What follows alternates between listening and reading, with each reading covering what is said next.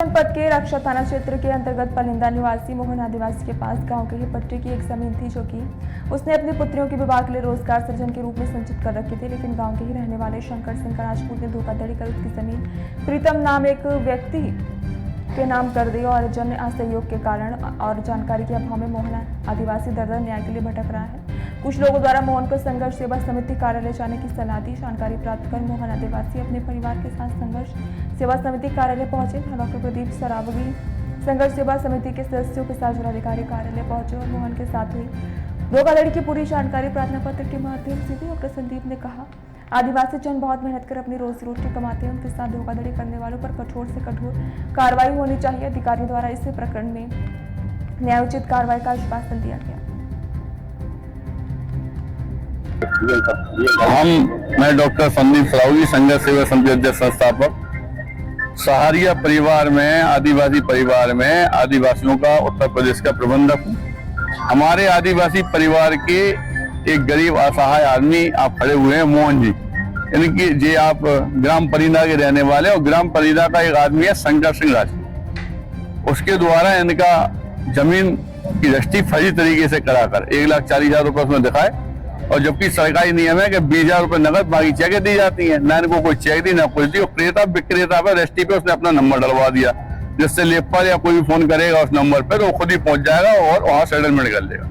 जब इन्हें मालूम चला कि इनकी रजिस्ट्री हो गई तो जो उनके पास पहुंचे, इन्होंने उनसे कहा कि भाई साहब जी आपका गलत बात है और आप हमारी दो बेटी हैं जवान, इनकी बददुआ लेके आप कहाँ जाएंगे। तो उनसे बोला कि आप परेशान नहीं हो, वो लिखा पढ़ी हो गई और हम आपकी बेटियों की शादी के लिए आपको कुछ धन दे देंगे।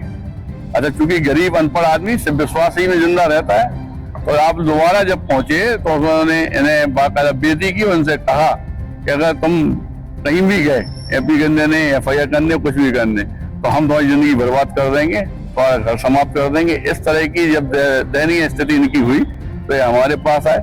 और चूंकि कोई भी व्यक्ति झांसी या बुंदेलखंड अगर दुखी है या परेशान है तो उसके लिए मैं डॉक्टर संदीप सरावगी संघर्ष सेवा समिति हमेशा खड़े हैं। फिर तो ये आदिवासी लोगों के प्रबंधक होने के नाते, इनके दुख सुख का साथी होने के नाते मैं DM साहब के यहाँ ज्ञापन देने के लिए आया हूँ कि इस तरह के लोग जो वास्तविकता में मुख्यमंत्री योगी आदित्यनाथ जी की सरकार में ये प्रॉपर्टी कब्जा फब्जा ये सब चीजें सुनाई देना बंद हो गई हैं। लेकिन ऐसे में भी ऐसे लोग जो वास्तविकता में गरीब लोगों का शोषण कर रहे हैं, इन पे FIR हो, दर्ज हो और इन विचारों को न्याय मिलना चाहिए। इसके लिए आज हम लोग आए।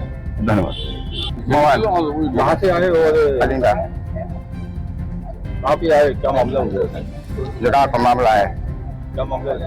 लड़ाक हो क्या है जगह पर? किसी ने कब्जा किया, क्या किया? कब्जा कौन है? कहाँ का? शंकर राजपूत मतलब किसकी मदद से? धोखे में रजिस्ट्री करवा लगे, धोखे में करवा लगे, कैसे धोखे में?